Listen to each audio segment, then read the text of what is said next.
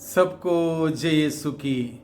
प्रभु यीशु क्रिस्त में प्यारे भाइयों बहनों, आज का संदेश इस कार्यक्रम के अंतर्गत प्रतिदिन का ईश्वर का संदेश सुनने के लिए, वचन सुनने के लिए, प्रार्थना करते हुए आध्यात्मिक जीवन में विकास करने के लिए मैं आप सभी लोगों का हार्दिक स्वागत करता हूं। आज जुलाई की 8 तारीख है, बुधवार का दिन है और आज के दिन में हम सबों के लिए मनन चिंतन करने के लिए विषय दिया है संत मती के द्वारा रचित सुसमाचार अध्याय 10 पद संख्या 1 से 7 का प्रसंग है और इस प्रसंग के माध्यम से हम आज का संदेश समझने की चेष्टा करें, ग्रहण करें और उस संदेश के अनुरूप जीने के लिए हम प्रभु से कृपा, शक्ति, सामर्थ्य मांगें।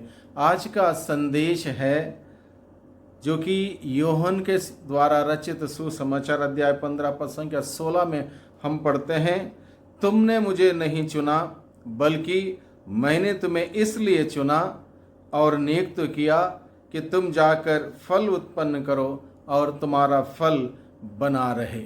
प्रभु यीशु कहता है, तुमने मुझे नहीं चुना बल्कि मैंने तुम्हें चुना और इसलिए चुना ताकि तुम सदा बना रहने वाला फल उत्पन्न करो। इस उद्देश्य से प्रभु ने हमें चुना, प्रभु हमें याद दिलाता है। और आज के सुसमाचार के द्वारा, जो कि मती के द्वारा रचित सुसमाचार अध्याय 10 पद संख्या 1 से 7 का प्रसंग में यही हम सुनते हैं, प्रभु यीशु मसीह अपने प्रेरितों को चुनता है, अपने प्रेरितों को बुलाता है और उन्हें अधिकार देते हुए एक मिशन कार्य सौंपता है ताकि प्रभु का प्रचार प्रसार हो जाए और प्रभु का राज्य लोगों के बीच में आ जाए। इस उद्देश्य से प्रभु अपने प्रेरितों को चुनता है।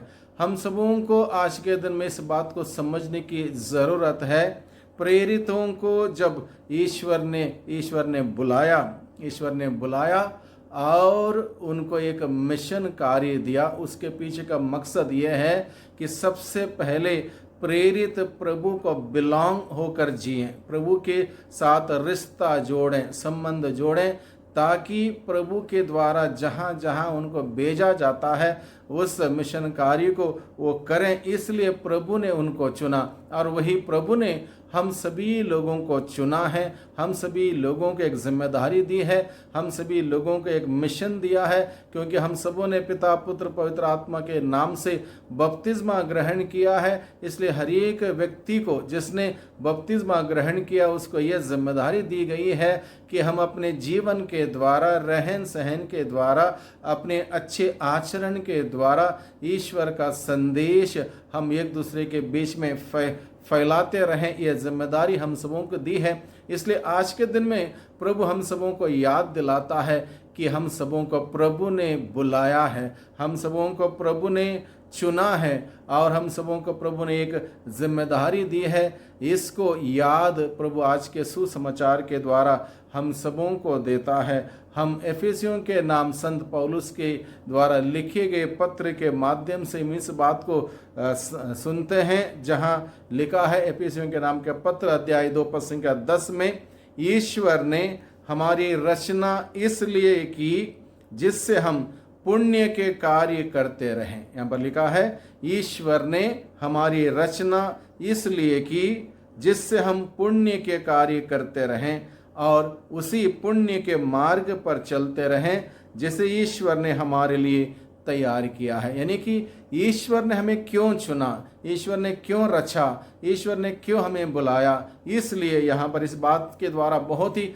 स्पष्ट तरीके से संदेश हमारे सम्मुख रखा गया है। ईश्वर ने हमारी रचना, हमारी सृष्टि इसलिए की जिससे कि हम पुण्य के कार्य करते रहें, अच्छे कार्य करते रहें, नेक कार्य करते रहें, अच्छे सोच विचार रखें, अच्छी बातचीत करें, अच्छा व्यवहार करें और इस प्रकार से प्रभु की महिमा करें। और प्रभु का वचन कहता है, अच्छे यानी कि जिससे कि हम पुण्य के कार्य करते रहें और उसी मार्ग पर चलते रहें, पुण्य के मार्ग पर, पवित्रता के मार्ग पर, अच्छे कार्य करते हुए पवित्रता के मार्ग पर हम सभी चलते रहें। और इसलिए ईश्वर ने हमें बुलाया है। ये बुलाहट हम सभी लोगों को दी गई। प्यारे भाइयों बहनों, हम सभी एक पुण्य का कार्य करें, एक पुण्य जीवन, पवित्र जीवन बिताएं और इसी से ईश्वर की महिमा हम कर सकते हैं। ये संदेश आज के दिन में हम सबों को दिया जा रहा है कि हम सभी प्रभु के द्वारा बुलाए गए हैं, प्रभु के द्वारा रचे गए हैं,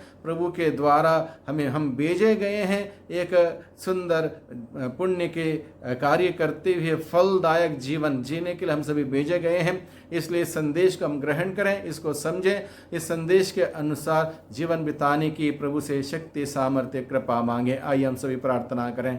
सर्वशक्तिमान पिता परमेश्वर, धन्यवाद देते हैं आज के दिन के लिए, धन्यवाद देते हैं आज के संदेश के लिए। आज का संदेश के द्वारा आपने हमें याद दिलाया है कि आपने हमें रचा है, आपने हमें चुना है, आपने हमें बुलाया है एक महत्वपूर्ण उद्देश्य के साथ, कार्य के साथ, और उस मिशन को आपने हम सबों को सौंपा है।